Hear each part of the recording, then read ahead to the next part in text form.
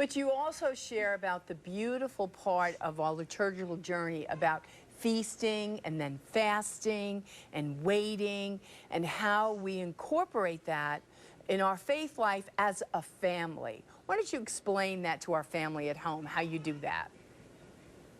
Well, so again, we talk about seasons, we talk about particular days, and then there's also a rhythm to the week. So during Advent, we really try to observe it as a time of waiting. We don't rush into Christmas. We don't rush into all of our Christmas carols and Christmas decorating and Christmas cookies. We observe it as a time of preparing. Yeah. And the kids can really understand that. And then when Christmas really comes, then we celebrate Christmas then, during that season of Christmas that the church sets apart. And in the same way, we observe Lent, and the kids give up things that are important to them. As a whole family, we give up treats and we give up screens, just to sort of prove to ourselves that we can live without those things for a period of time.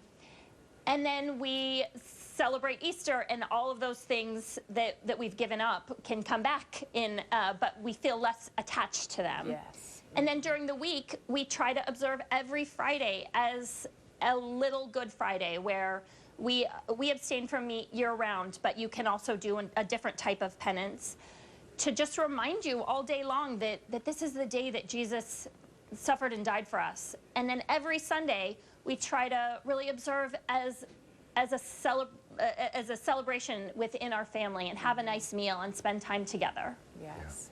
Yeah. It reminds me of marital vows, you know, for richer or poorer, in sickness and health, to love and to cherish till we're parted by death. And we're all called to be wedded to the Lord.